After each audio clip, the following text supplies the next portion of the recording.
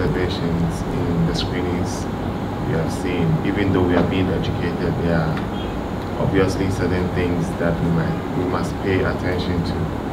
So I want to point out a few observations. First of all, I think the documentary about Queen Sheba and Queen Solomon, great documentary, great info, but there was a slight problem with the representation of the characters being documented. That's Queen Sheba and Queen Solomon. You can see that the images are, the characters are Caucasian, even though they are talking about Africans, because of course they made references to Queen Sheba being a dark-skinned woman. So why was she portrayed as a Caucasian in several of the illustrations? And I also felt that we could have had more perspectives from Ethiopians than the central figure who was narrating the story, who was also an European. I felt that's also one of the reasons that contributed to the whitewashing of the illustrations. And then also the documentary on the black woman millionaire. It is commendable that there were very powerful black women in the 1930s who were trying to uplift the black woman's image and also creating job opportunities. But you can tell clearly there was a white agenda in that campaign, because when you are trying to uplift someone's image, but then you are looking up to another race to uplift your image in terms of how you look, how you dress, your hair, and your physical makeup. I feel it's important for us to look at these critical things when we're watching these documentaries to educate ourselves. Thank you. Very good. Yeah. Very good observations. Again, I'd like to say thank you for presenting these films, the Africana Studies. And it was educating, not always uplifting, but educating and good for discussion. I just like to comment on two. The first one is on Ethiopia, with the Haile Selassie, Queen of Sheba, and the Israeli. It's like the ancient Ethiopians neglected the concept that they were the ancient nation of Kash. That had 4,000, 5,000 of glorious history of rulers, nations, kings, queens before Solomon. But they glorified the connection to Israel and Solomon and neglect the 4,000, 5,000 glorious years of the most powerful nations in the world. They're not connecting their kings to that. So I found that just a little ironic. The one on the Canadians, it also showed the miseducation that we are getting all around the world. For example, I'm from Tanzania, but I don't have this ethnic problem. I'm an African who was raised in America, so I'm an African in America. But I'm an African, no matter where I am on the world. I come to Ghana, I'm still an African. So I think the miseducation, we need to do a tremendous job on educating African people. So their confusion was because they're upside down, inside out, and backwards. Black Pastor comments. One thought that I had is that actually on May 3rd, I'll be giving a talk on what was Israel in relation to black people. And I've mentioned this to you all before, that the very first time Israel is mentioned anywhere on the face of the entire planet Earth is as the enemies of black people. And it's on the Merenptah stela. About 60 or so years later, in the tomb of Ramesu Meri Amun, who they call Ramesses III, you have a depiction of who those Amu were, and they look like no one here in this room today. Also, just on this whole thing, anyone who's ever read the Bible, you may have come across Proverbs, which are attributed to Solomon, but it would interest you to know that those proverbs are stolen wholesale from Amenemope, the book of Amenemope, which is Amen in the Opet festival. So once you come to this, you start to disambiguate actual history and reality from stories that people are told. And interestingly, in 2015, I went to Ethiopia and I toured the palace of Haile Selassie, and they have these royal portraits. Now, in the majority of the royal portraits, you have, depictions of these biblical characters, and the majority of them are pictures of white people. Then when you go into Haile Selassie's bedroom, you see a huge portrait like this size, bigger, of a white Jesus praying to some God up in the sky. So you have, this ties into the first documentary, so you have these Rastafarians who are revering Haile Selassie, but you have Haile Selassie himself who's revering this imaginary white boy. So these are some of the contradictions. So as I'm sitting here, I'm showing you, or as part of the festival, for you to be exposed to different things, but I also do want you to think critically about what you're seeing and be informed about what you're seeing, because what you're seeing isn't, oh, this is great, let's just go along with it.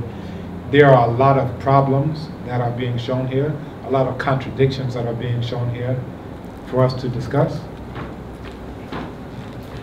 Thank you once again for this wonderful education and awareness documenters. I want to say something concerning the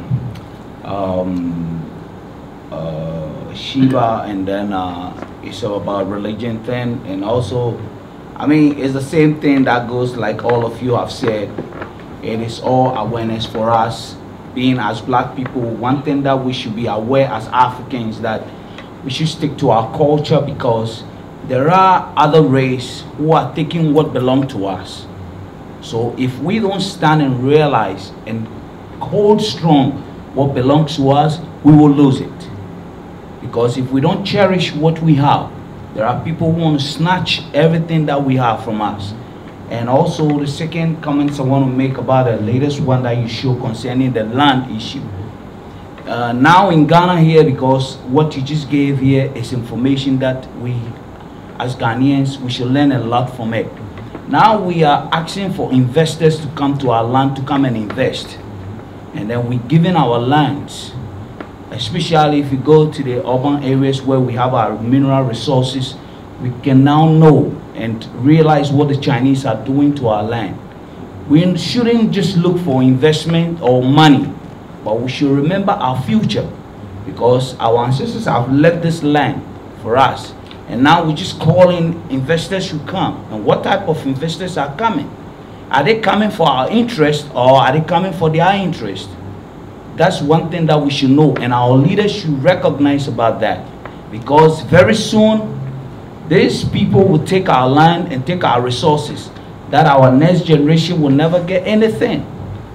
Because if you go to some places like Takwa, Aboso, and other things, after the British took over, they took all the gold and everything. If you go there now, you see that most of the places are very rough, that they can't even have farming.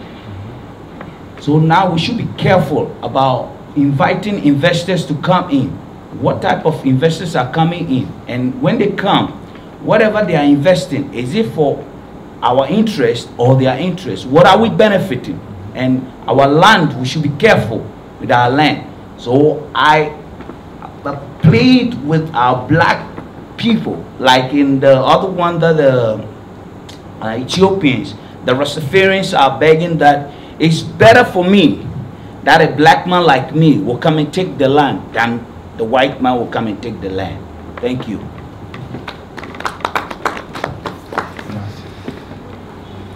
Can I ask a question? Yeah. So it's a follow-up question to his submission, and I wanted to ask what we could do in our own individual and collective ways. Yeah. About which one? About, for instance, the land, and then the repatriation problems that the Caribbean diaspora have in places like Ethiopia. What can we do in our own little ways to contribute to eradicate genocide. Did you want to? Yeah. Go back to Maya. For instance, like I said, concerning the land, even in Ghana here or Ethiopia, I'm not in Ethiopia, so I can't say much about Ethiopia, but I can say something about Ghana here. Okay, for instance, I'm a Ghanaian, and if a foreigner like a European will come and invest in my land, and have people from Jamaica, other Caribbean countries, or United States, black like me, one thing we should remember that they were here before our ancestors were taken away, so they are part of us. So anything they do, they have more interest, or everything they do, or if they invest in our land and we support them, is of our benefits than of the European coming back. It's like the slave master coming back again. Because everything that we do, because if you go to the most of our investments here, if you go to the mall, the shops, about 70 to 80% of the investment in Ghana here, especially in Accra here, are foreigners. And foreigners, I mean in terms of Europeans. So if you think about it, we are not benefiting, even though we're working, but we're not benefiting in it. And today somebody was telling me about the news that now they were trying to give out electricity corporation or something like that. And now the government is fighting for 51%. And the investors are running away. Because the government wants to share 51% for Ghanaians, the investors are running away.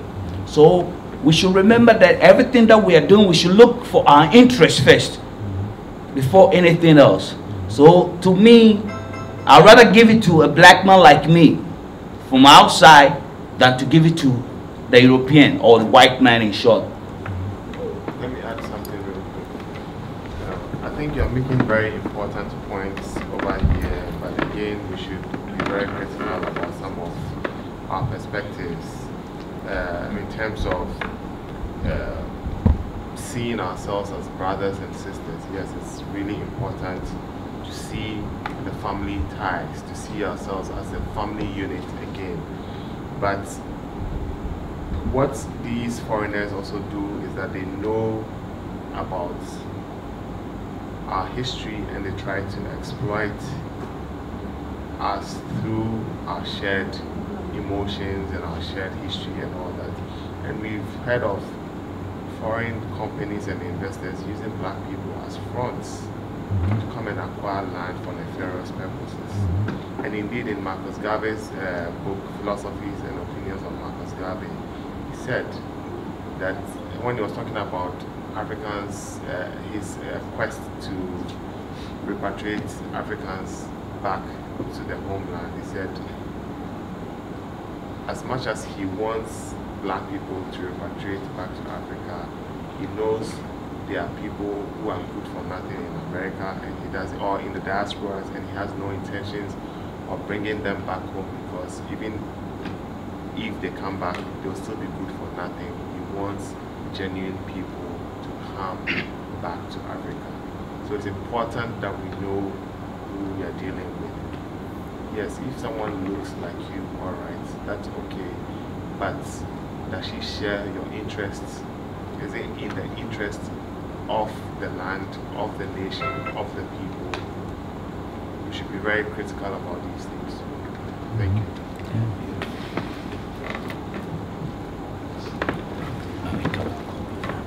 Yeah, that's well said.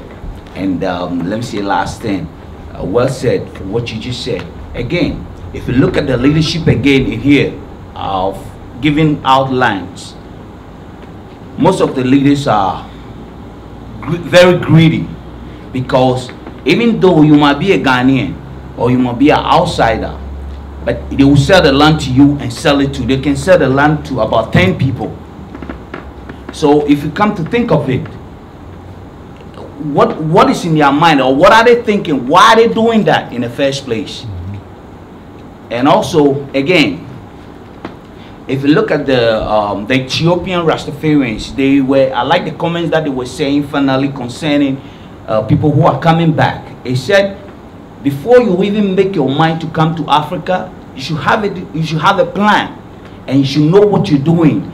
coming back to work, because you're not just coming back to stay. And in our Kan language, you say if you be a mensa womb, which means in every house there's still a bad one in it. So even in Ghana here, we still have people who are not doing nothing. So if there are brothers, I prefer that the brothers over there who are not doing nothing would rather come home, because even maybe if they come home, they will realize, because there are brothers over there who, if they come home and see what is going on, it will rather change them than be over there.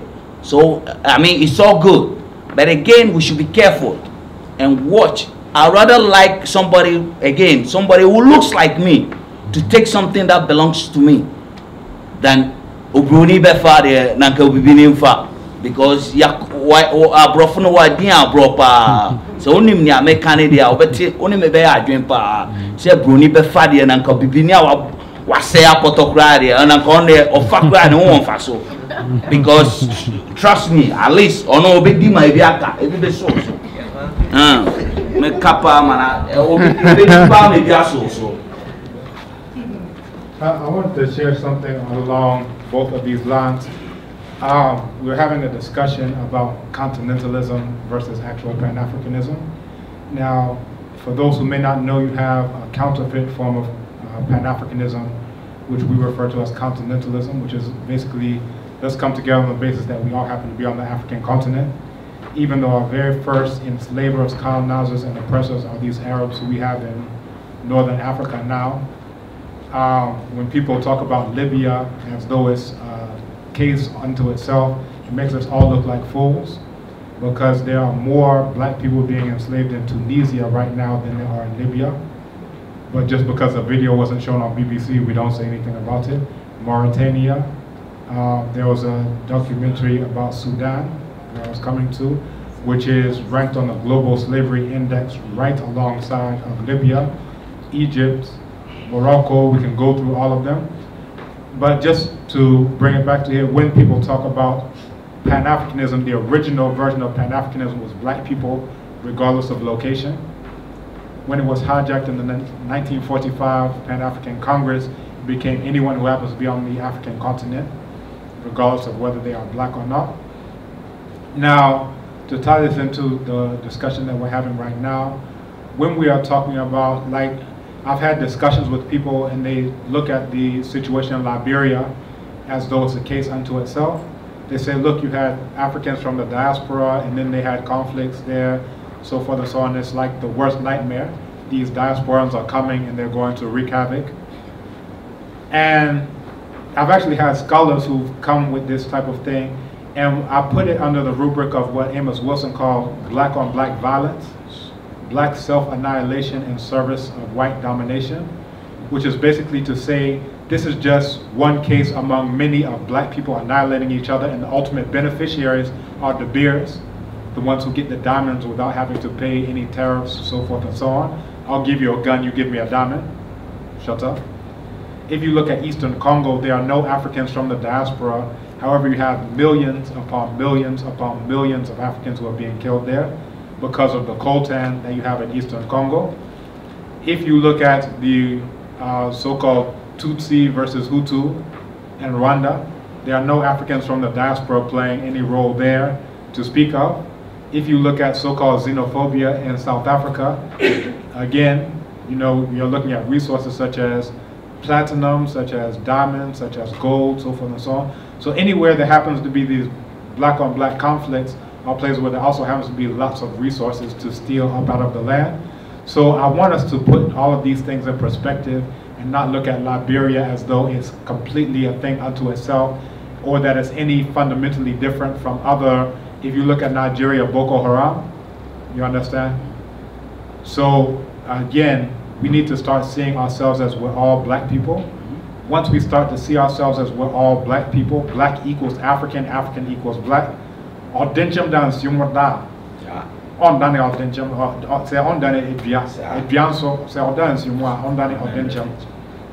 Say atiano sa natia. So no matter how long a log remains in the water, it won't become a crocodile. No matter how long a crocodile remains in the water, it won't become a log. So if we can understand we're all black people and not see the diasporans as the boogeyman, right? because again, you have scholars who will put this thing forward in order to put this block up between black people regardless of location, and that's fundamentally anti-African. For me, the only hyphen that I use African anti-American. So the hyphen comes from anti-American. This tells you what I'm for. It also tells you what I'm against. America specifically, but then as an idea of a place that's founded on genocide, a place that's founded on enslavement, a place that is fundamentally, from its very core, a manifestation of Isfet, which is chaos, disorder. Thank you for the films. The one about Solomon was difficult to watch because it was so white. It was just so white. And that the Bible even tells you, it's written in the Bible that it says it's an allegory. So it's just a story. It's not God's word or fed express from heaven to here, and you know, it's, I mean, just the simple common sense evidence that the Bible is copywritten. Somebody had to go down and have the Bible copywritten. So obviously it's not the word of God. But what got me was when, like, even when it was talking about, the guy was talking about Israel, that you see the black people going to the white people to give homage, but you don't see any white people coming to black or to Africa to give homage and then go home. Like, don't stay, but then go home. So it was a one-way trick that if we trap them with this, they will always feel like they have an obligation to us or that they're beneath us. A lot of them were about land. Almost all the movies were about land. Is the fact that because we don't have our own land, we can't have our own schools, we can't have our own training and our own education and our own true being, like just to be able just to relax, that we can't have that.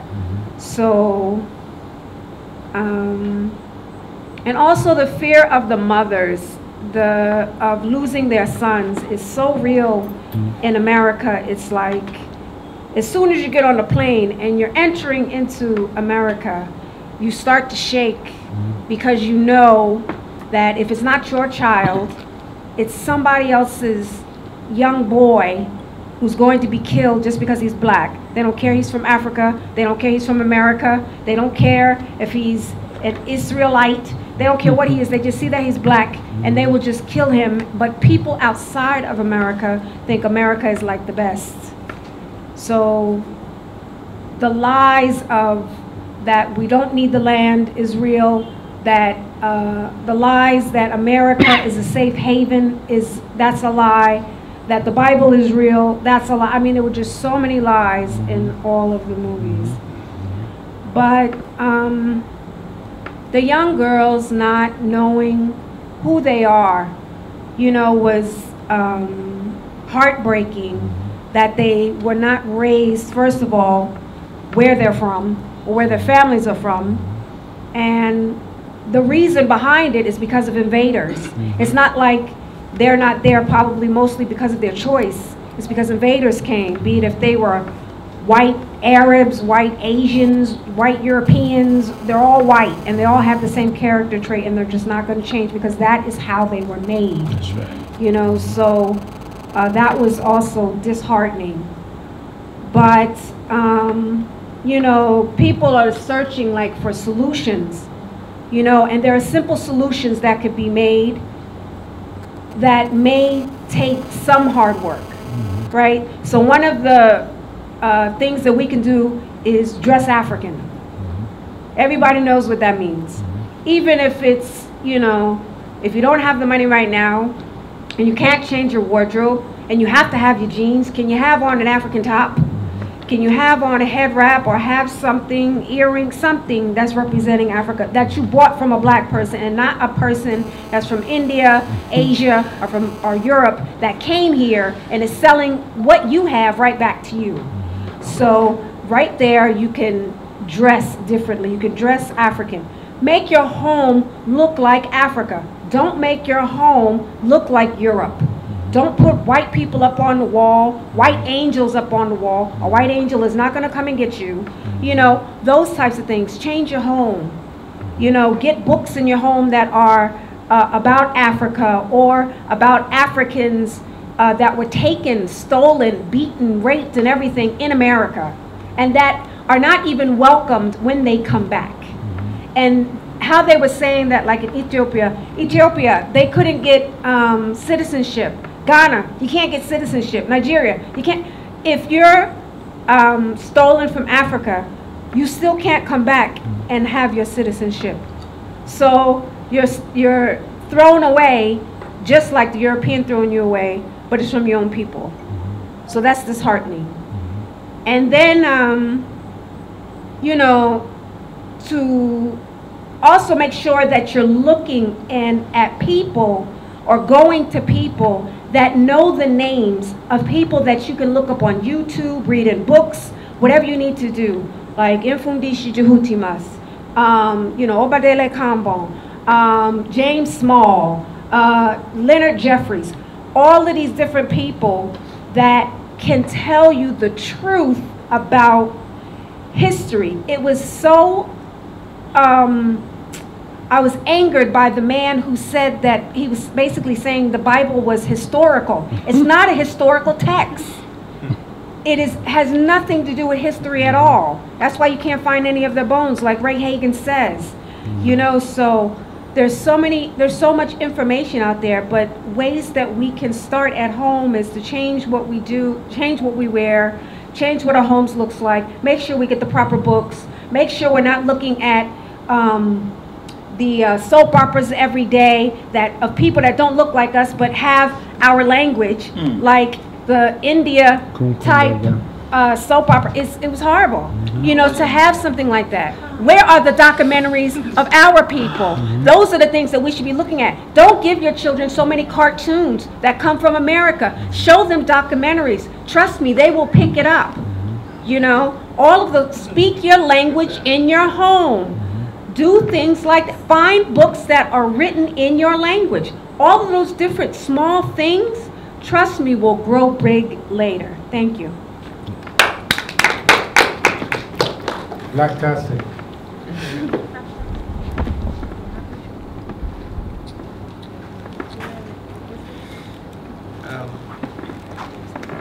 Good evening. Good evening. My brother here asked a simple question. I'll repeat it. How are we organizing politically? How are we organizing economically? How are we organizing militarily? Because so far all I've heard is academic analysis of movies and documentaries, whatever. Every movie is a lie in the first place. So, on the ground, what are the strategies that we are putting together as a people? Even those of us, how are we putting things together?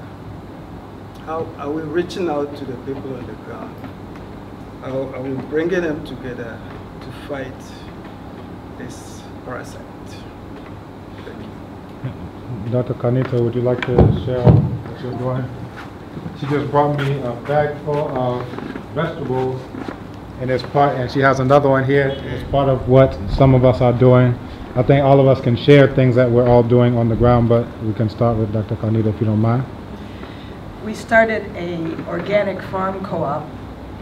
It's mostly Ghanaians. We have some Africans who have repatriated from the Caribbean, from the UK, from the States, but it's mostly Ghanaian. Moses is also part, Kofi, of the organic farm co-op. And what we did was we organized a non-written but verbal contract with a young local farmer to buy organic vegetables wholesale as a group. So we pay a monthly price, and then every Tuesday we come and collect the vegetables. So that's one of the things that we're doing about it. And in the simple act of doing that, we can see and we can learn together that it's accomplishing a lot of things. One of the things is that it's showing people how organic produce has been artificially inflated, the price has been artificially inflated, and people can see that in fact the reverse is true, which is organic produce is actually more affordable than the chemical version, and certainly the GMO version.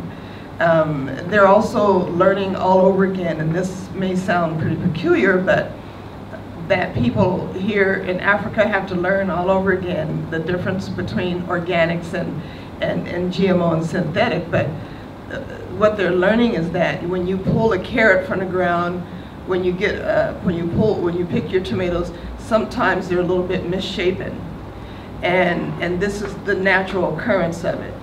But when you are hybridizing and when you are tampering with the characteristic of the produce, then you tend to do it so that you get a uniform type of look.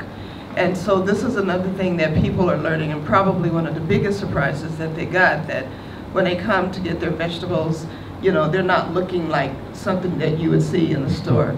We're also learning, and I don't know if you guys could tell when I first, those who were near when I first sat the bag down, but you can smell the vegetables. Yeah. And this is something that a lot of people are also learning all over again.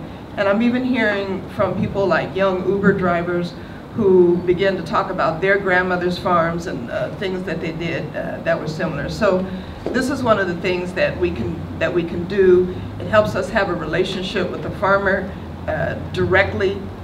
Literally, we all literally know where the food comes from. So when we're talking about food co-ops, and it's important to know where your food comes from, we literally know where it comes from because we saw it come from there, or somebody in the co-op helped get it from there.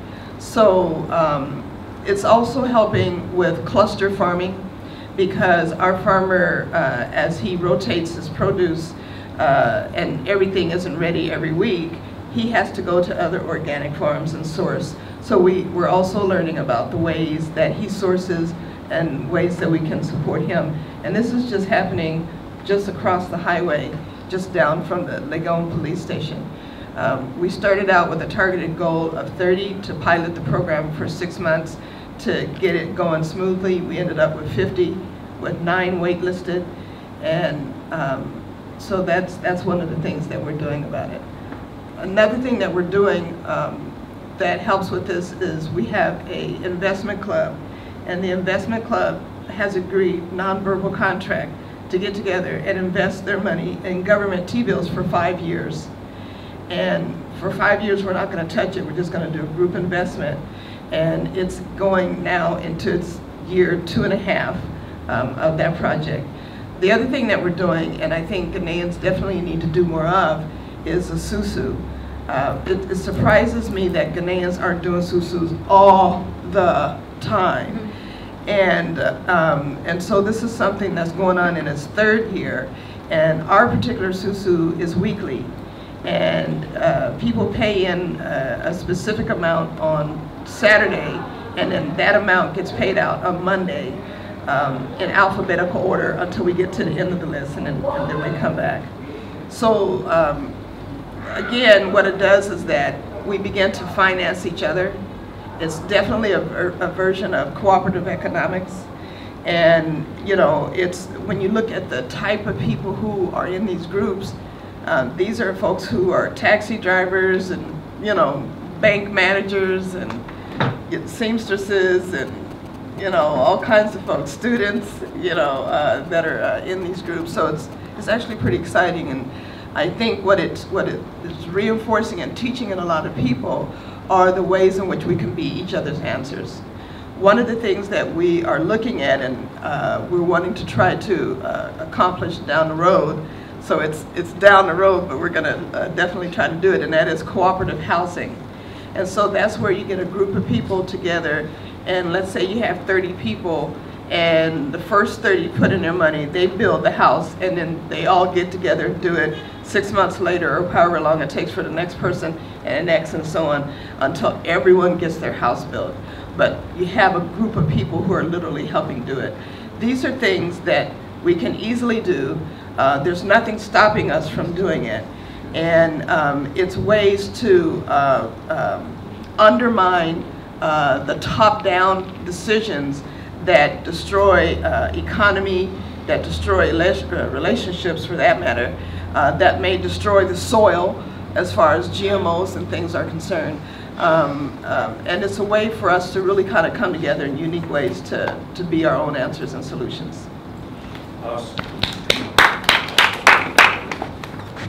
Anybody else want to share? Yeah.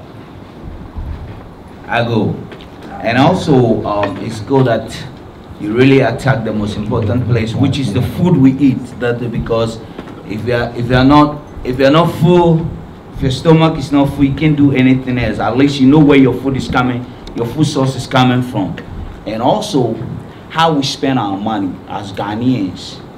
See, we should start respecting how we spend our money, because it is in Ghana here, what I grew up to really touch me is because we don't know that the slavery is still affecting us. I say it everywhere. In my home, I say it to my parents. That is the actual conversation that me and my father have every day. The slavery thing that happens here is still affecting us. It still have effect on us in every area of our life, in our religion, in our homes, in everything. And we have to get rid of that thing. This room, matter of fact, this room is supposed to be full for what we watched, because we as Ghanaians, and especially the youth that are coming up, is against us that we have to fight this fight, because it's war against us, but we don't realize. Because if you look around you, everywhere, I don't know where you stay, but look in your community, there are a lot of foreigners coming in, people who don't look like you, and they don't have your interest. Like my sister said here, look at the way you dress, and that should tell you where your money is going, because your money is your energy, that's your power. So if your money, you are not wearing from Ghana, made in Ghana, or made in Africa, then you should know where your money is going. You should know who you are supporting. You should know how your city is depreciating, because you are giving your city to somebody in China.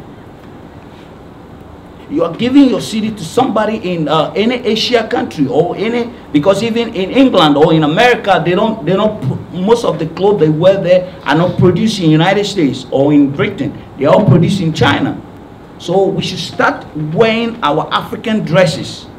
Wear your African dresses, because that is the #1 weapon that you have. My friend here will say, if you look at me, yeah, they didn't have any of this money. All this money is from my people, right from my underwear to my top. So every day, if you get up in the morning before you step outside, just ask yourself one question. Who am I giving my money to? My dressing should speak, because your dressing alone should tell who you are, and that's the #1 weapon you have. If you dress African, you are not giving your money just out, you are giving your money to your own people. So you are making your own people rich and powerful. So I think we should start. There are some little things that we can do, and the rest will take care of themselves. Thank you.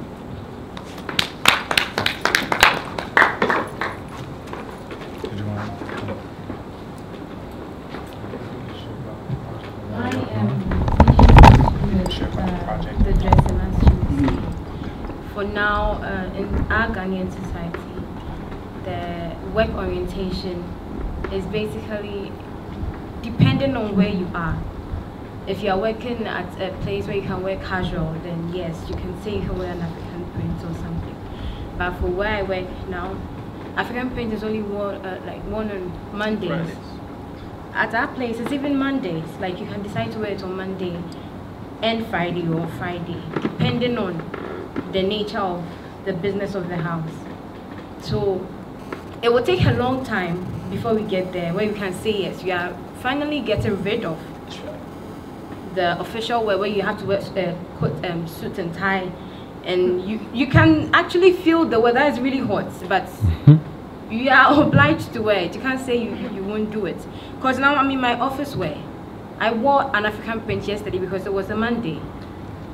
So how we will get there, it will depend on how we start now. But our orientation starting on a different level. Right from the house, when you're going to school, it's only maybe on Sunday that you can say that I'm wearing an African print to church. So it will take a very long time. It will really, really take a very long time before we get there and see that we are finally acting as Africans in our own country. Because I don't think Ghana even belongs to us anymore. Yeah. It doesn't belong to us. You see, this is why I ask my simple question. How are we organizing at the end of the day? Because you see, all these problems that have been put in place by corporate Ghana or corporate world, whatever, it requires an organized body to lobby and create awareness and make sure that at least the average person who is going to work can walk confidently into whatever company and say, I'm wearing my African wear and fit in. But if there is no body, no organized body making these moves, putting pressure on government to make sure that the individual can walk into her office and be free, then she's locked. So how are we organizing, we here, right now? But even if you look what are the steps? What are the strategies? What are the objectives? Is there anything there? If there is not, can we put something down right here, right now? I believe in action. Thank you.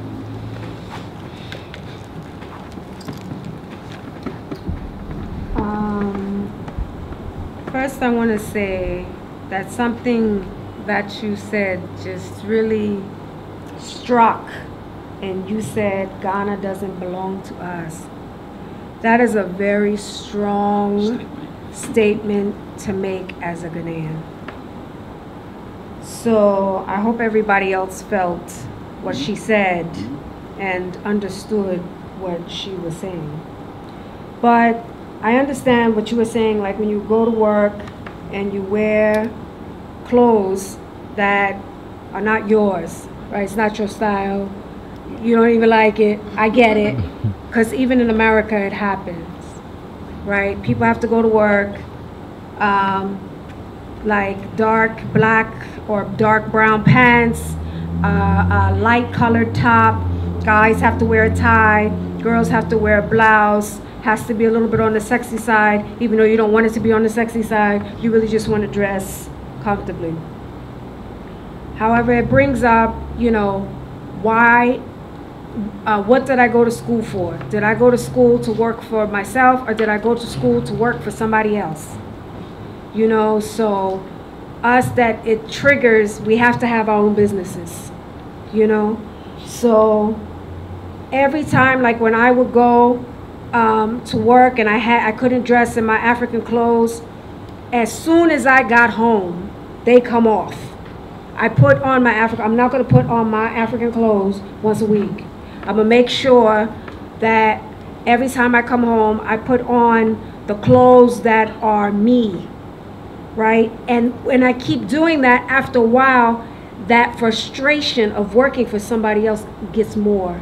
And then that even pushes you to have more of your own business, right? And even like speaking, like when you're at work, you can't speak your own language.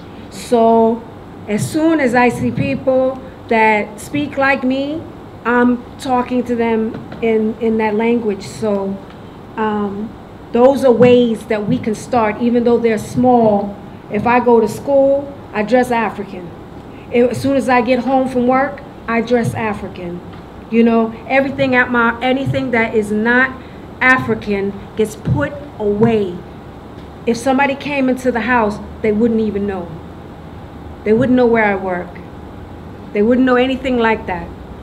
If they came and they saw the TV was well, we don't have TV, we haven't had TV in years. But, you know, if they see the computer on, then they will see documentaries and things like that. They will not see something that does not have anything to do with our growth. If we don't do it from the home, then we will not be able to do it as a group outside the home. Sometimes that could be a little bit more difficult if we don't start at home. But, you know, not to say that it can't happen, but that if we start at home, it really does help.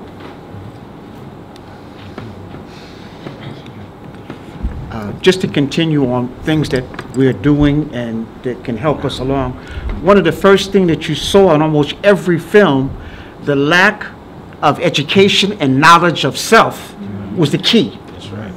So education has to be at the core. We're the only people that send our schools off, our children off to somebody else's curriculum, somebody else's programming. That's like the rabbit sending his children off to Fox School.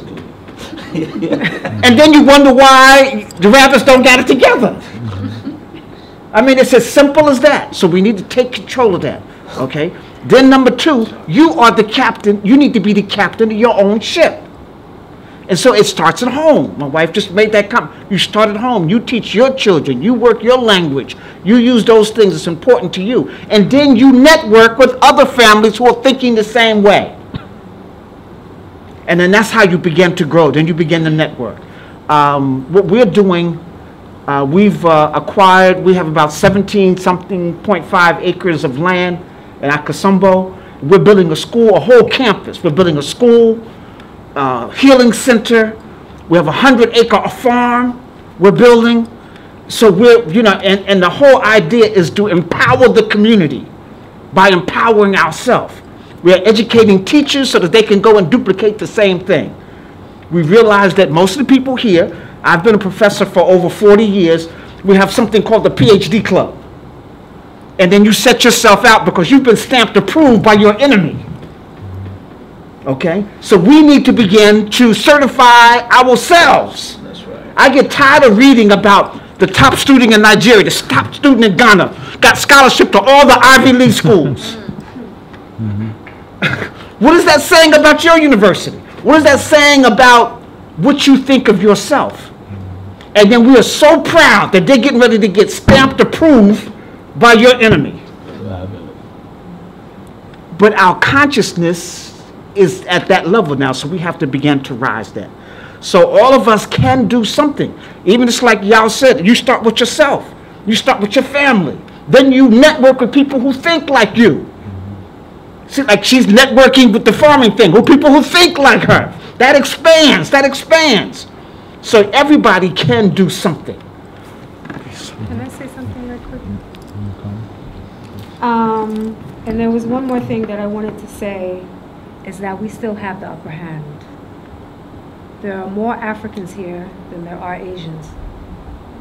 There are more Ghanaians than there are Arabs. There's more Ghanaians than there are Europeans. So right now, we still have the upper hand. So and you know the land. They don't know the land. You know it. So that's what I think is really positive still about this time now.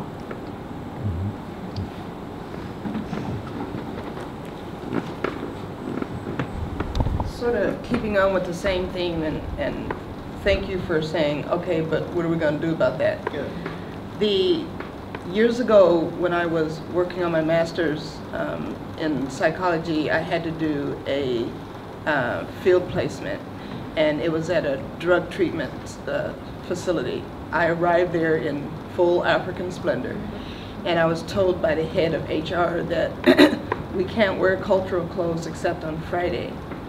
And I said, oh, well, that's not possible because every clothing item comes from a culture somewhere.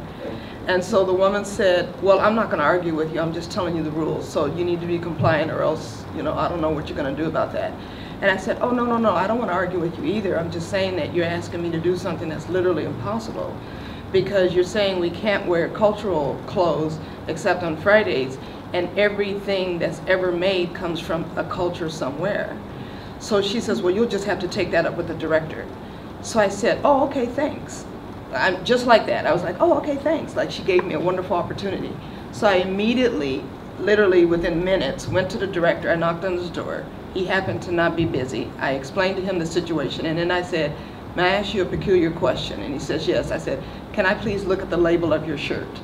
So he let me come around behind him and look at the label of his shirt, and it said, made in Italy. And I said, do you believe that the Italians have an Italian culture?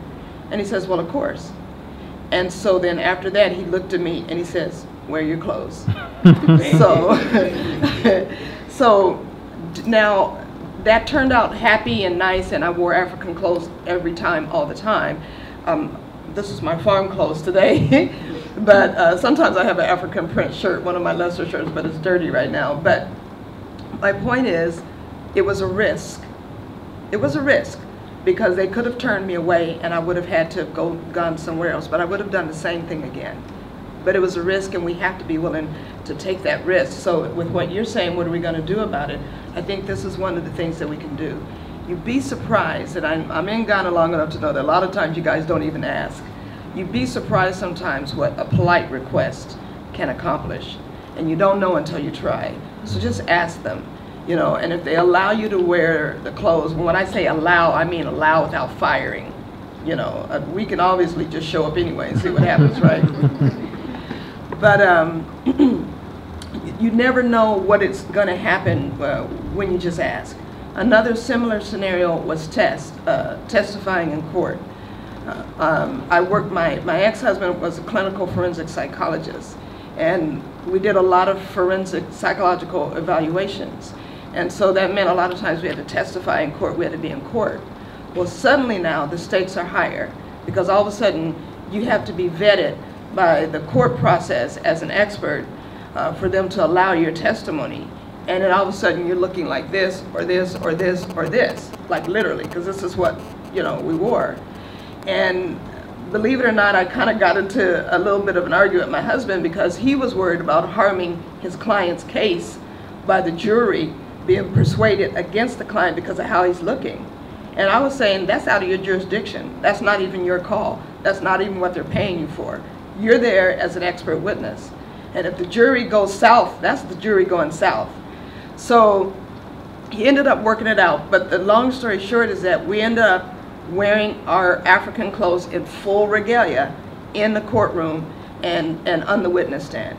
Again, it's a risk that you take, but in this, even in the States, as corrupt as they are, they know that they can't tell us that we can't wear that, because they're inviting a lawsuit. Now, it's not the same here in Ghana, but the point is, it's a risk, and you just take that risk.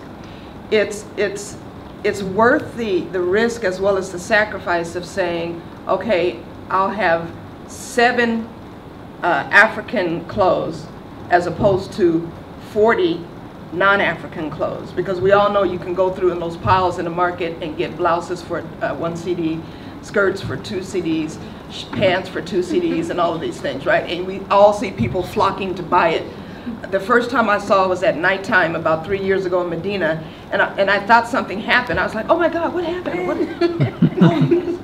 No, I literally thought something happened, and they were running over to get these things for 1 CD, 2 CD, and they were calling 1 CD, hey, 1 CD, I got 1 CD, right? And they were running over to get these used clothes for 1 CD. So, but what happens is people are wearing tons and tons and tons of all kinds of different clothes for a very cheap price, but it's not African, and we're cheapening ourselves in the process. And so I think that in the final analysis, in terms of what we do about it, we really have to sit down and calculate and come up with a strategy, even if it's simple as talking to some of your colleagues at work and saying, how about the 5 of us, because the other 36 of you guys are too scared, but how about the 5 of us go and just sit down and talk with the boss and say, please, we can wear professional clothing. African textiles and threads are every bit as professional and acceptable and corporate as anybody else's thread and textiles from their country.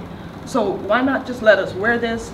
We'll be as productive as ever, we'll be as punctual as ever, the clothes will not somehow diminish our capacity, but this is Africa and we are Africans and we want to be proud in our clothes. And you can do that in terms of what we can do about it. Get a few people together and have a talk with them and talk with them about that. And then the other thing is, I know a lot of Ghanaians, ladies, like to have their hair very long, very long. So you go and you get weaves and extensions in your hair, sometimes almost down to your ankle. And so, but you are enriching the Asians, and they don't believe in you, and they're not supporting you, and they're not even showing their gratitude that you're making them wealthy. You're making them very wealthy, but they're not even showing you gratitude for making them wealthy. So my thing is that, and I posted a lot of this in the WhatsApp group that I have, that there are a lot of African women. In fact, I think there's a group in Tanzania, I think it is, where the women, their hair is like down to their calves because of the, I think it's the Tanzanian women, I'm not sure. I could have it wrong. Doc, do you know? There's a, yeah, they braid their hair and it's like really, really, really long. And it's not locks, but their hair is like down to their calves, down to their knee, like most of the women.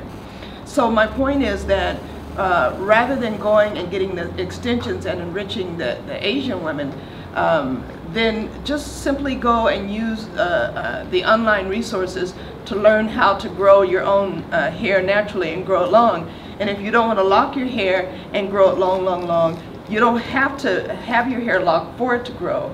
And a lot of these women, literally, they're growing their hair down to their calves. So this is another thing that we can do about it. In fact, the people that I saw with my own eyes with the longest hair that I've ever seen was when I first went to the International Black Women's Congress headed by Dr. LaFrancis Rogers Rose, and I saw black women literally with their hair down to their ankles. And I had never seen anybody of any ethnicity with hair that long before, but it was us with hair that long.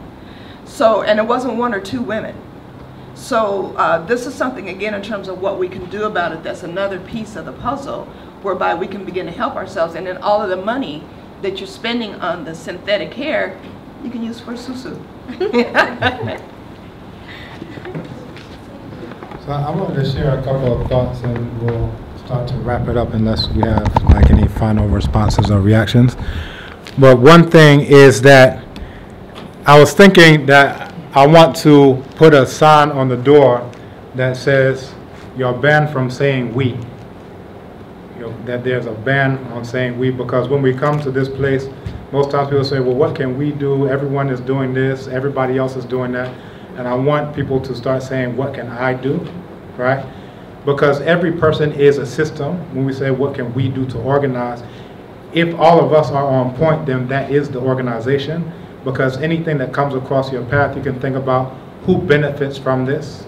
So we've been talking about the clothes, we've been talking about the hair, but it's applicable to every single thing that comes across our path. We can say who benefits, usually economically is the easiest one to see, but then we can also think who benefits psychologically, who benefits socially, we think who benefits in the area of health, who benefits in the area of military, who benefits in all of these different areas politically. So when we start thinking about these things, then we start to say, I start to say, so therefore what can I do? We were talking yesterday about the difference between position and trajectory. So it's not that you're done. The idea is that if I say I don't like the position I'm in right now, what am I doing to try to move in the direction that I'm going in? So for the clothes, when I did my PhD defense here, I was wearing my full cloth, my kente. I had my African orisha and abosom beads. You know, I think I had a feather in my head. I went for my job interview here. So I went to the job interview, and this was the director, Prof. Abdelmarco Ampofo, and I had my full cloth on. I had my feather in my head. I had like a wrap.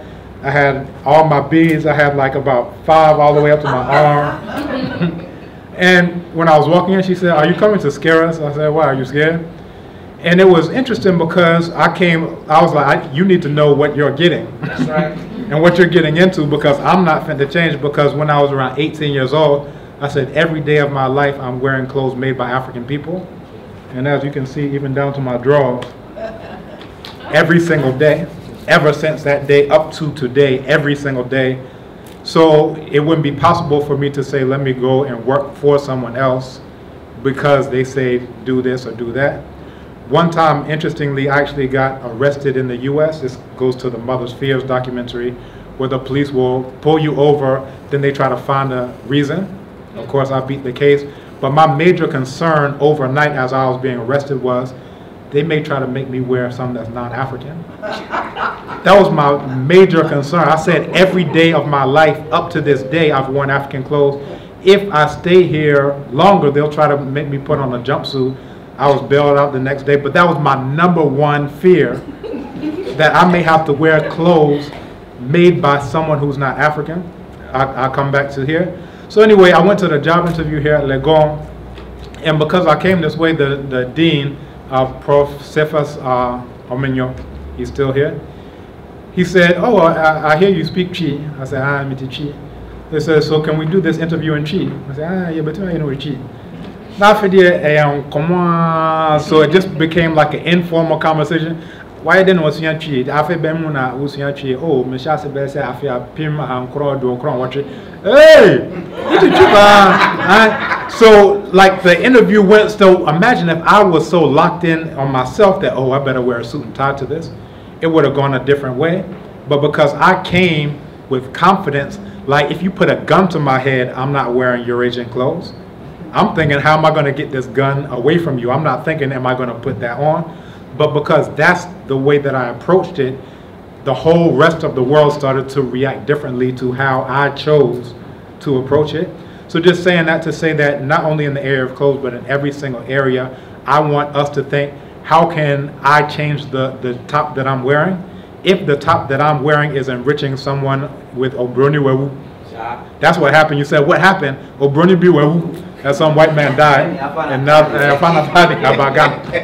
that's what happened. So I'm thinking, what happens when I wear these jeans, right? What happens when I do this? What happens when I do that? And then I say I'm not done, because what I did when I made that decision, I didn't have my whole wardrobe, but I started taking steps. I said this entire wardrobe, and I was a clothes horse. I had, you know, in high school, I had all the polo and the Nautica. Let me not share too much information. I didn't actually enrich them per se, because I had other ways of getting things. We call it liberating things away from. I found a way to get those things. Yeah, I'm on camera. That's what I said. Let me not give all my secrets. But anyway, these are things to think about. Every one of us say, "Oh, I can do this with a collective." If I see that the school system, the public school system, is child abuse, then let me not let them commit educational malpractice against my children. So we already started an African-centered school. So my children speak Chi, speak Yoruba, speak Wolof, read and write Medu Necha, because this is what we do, because that's how I'm approaching the world. So now everybody else needs to get on board, or they cannot get on board, but I'm doing what I think is correct. Not to be I'm better than everybody, but I think this is correct, so let me keep moving in this direction. Sometimes it'll put people off. They'll be like, well, what I'm doing is cool too, so that don't make you better. Put that all to the side and keep doing what you know to be correct. You want to come? Something else that could be done are to tie in, even with the movies and things like that, are 3 things. If you write on a piece of paper these 3 things: clothes, food, and spirituality. That right there is going to be a reflection every single day. What you wear, is it African? Right? What you eat, does it literally come from Africa, or was it an import? So now that gives us homework of everything we put in our mouth, right? Thank goodness we have connections and that could probably tell us. Holistic? And is it holistic, right? Is it organic? Of course, it could be from Africa, at least we it have could some be poison. resources starting from here, right? To have some answers. And then our spirituality, or if people want to say religion, right? I say spirituality. Does that creator look like me? Just doesn't even look like me. Does it even look like it could give birth to something that looks like me? You know, is it talking about me leaving Africa? or how people were pushed out of Africa? Or is it talking about my people coming into Africa? Or is it talking about somebody else's people coming into Africa to take? Right? So those three things I think are just very helpful, you know, and it is going to take time to reflect. It is a process, you know, but like he said, you have to make the commitment. You really have to make the commitment. I know what helped me make the commitment is, how do I want to die? Do I want to die with somebody else's spirituality? Do I want to die with somebody else's clothes on my back? Do I want to die from, you know, so many things, you know, from, you know, I don't want to go to heaven and then, or the heavenly abode, and then, you know, like in the Kemetic spirituality, it's not just what you say you did. It's also what is on the inside. So you can lie all you want about, yeah, I wore this, and I speak this, and da-da-da, but when they look at your organs, and they see that your organs has all this meat, and has all these toxins, and has all these injected foods and things like that, then you're not getting in because you lied. You know? So we, of course, everybody has a cleansing. Even if, no matter what type of title they have, no matter what type of position they have, everybody has a cleansing process. It's not just us, right? I think we'll wrap up with none of y'all. To add it to what my sister just said, in my life, I do things in my life. I had this from my elderly friend here. He said, everything you do in life, ask yourself two questions. Is it life-giving or life-taking or life-threatening? Everything you do in your life, where you dress, eat, everything, where you go, in places you go, even friends that you have, is this my friends giving me life, or they are threatening? What they the relationship I'm having with my friends, is it life-threatening or life-giving? And if you put that thing as a full-time responsibility, it changes your life. It changes your life totally. You don't need anybody to tell you anything. But right there, and I put this in my kids, my 13 years girl and my 8 years girl.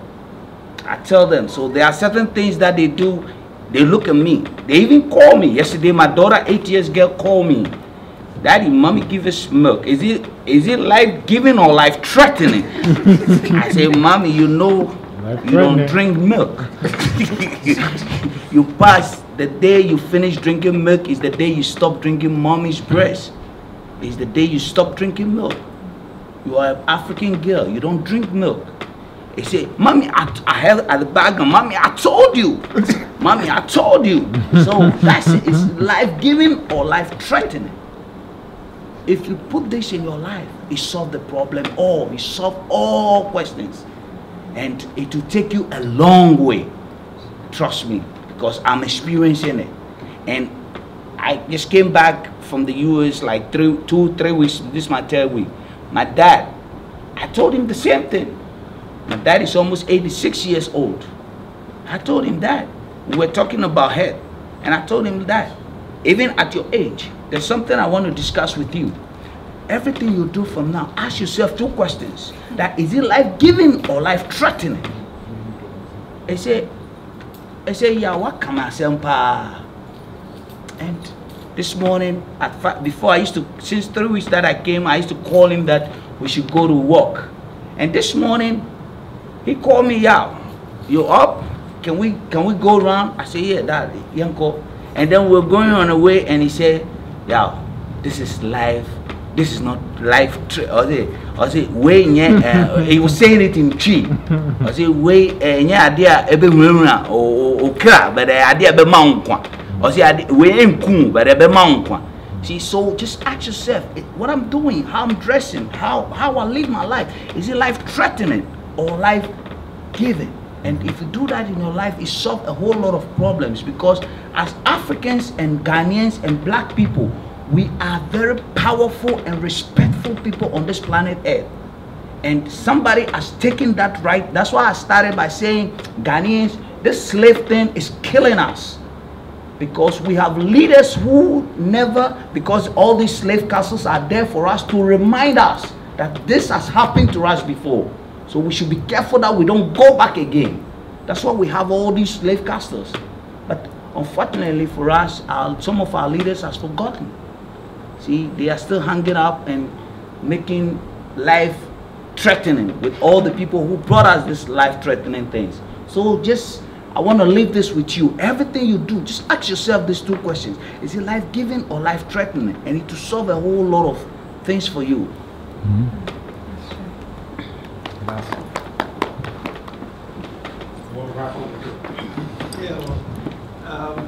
I want to say this. Going back to the Uganda documentary, where a whole community have been pushed out of their land by government.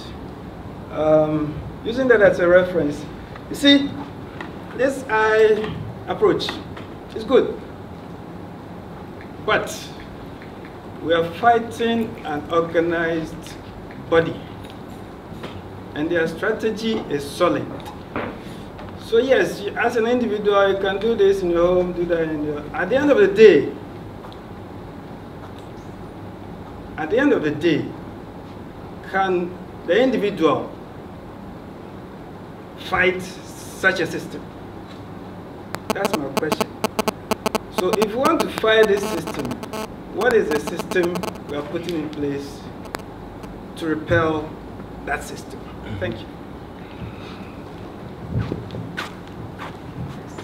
One thing I will say to that is that a system is composed of nothing but individuals. We're all doing the same thing. So this is what we're getting at, is that each one of us is part of a system that's either helping the enemy system or helping our own system. So when I say composed of individuals, and also talking about in terms of helping the system, there's a reason why when someone gets up, they just say, okay, I want a Samsung phone. You understand? I actually have two phones, both are made by Ghanaians. This is Kwesi Trumankofo, and then this is ROG, which actually went out of business due to lack of support, and people have lots of reasons why they didn't support. But so there's a proverb in Yoruba, that what the eye is looking for is what it will see. Now a lot of people are on Facebook and on WhatsApp and on all these things. There's a reason why we just happen to want, like Dr. Amos Wilson said, how come everything that we just happen to want to do happens to enrich our enemies? So for me, I have my own African social education network, our own African social media called Abibitumi. So this is a choice to either support our enemies or support ourselves. Every single thing, it comes back to this. I can say, am I going to support something that's made by me, or am I going to support the thing that's made? So just the fact that each one of us are individuals and we're supporting either our own system or that system, it just goes to show you that that is what the system is. It's not something off in the clouds or off in the sky. It's every single choice you make. It's every single choice you make, I make, so forth and so on. And it's either going to assist our enemies and finance our own oppression, or it's going to assist African people. If you are working for African liberation and you are off in Tanzania, off somewhere, we're working together to build a system. I've never met you before. I don't even know the work you're doing. But if we are both working for African liberation, we're helping that system. If I'm here in Ghana and this person is Russia, and we're all helping white world terror domination, then guess what? We're helping to keep that system alive and contributing to our own death. So all of us put together are that system. We have to decide, are we making choices that are for African liberation or making choices that are ultimately for our demise? And also, like you said, I think they the are key organized. is put together. That's what is not happening for me. Like you said, they are organized. It depends on who. So come to Abibitumi. We have thousands and thousands of people who are working together on this platform. Yeah. Right. So that is the working together. The things that I'm telling you about, the things that I know about, are because I'm sharing with other African people in a system that's created by African people for African people. I could have said, let me just go to Facebook and WhatsApp and do whatever. But there's a contradiction in there because I'm enriching my enemies to do that. You understand? So the working together comes when you are actually doing that work. Because then you'll come across, oh, this sister's doing, I don't know how y'all two met, but it was probably doing some African-related something. You understand? So that's how you start to come and start to connect with other people. Dr. Carnita making a decision that I'm going to do something beneficial, that is where those connections come up. Otherwise, it's all hypothetical.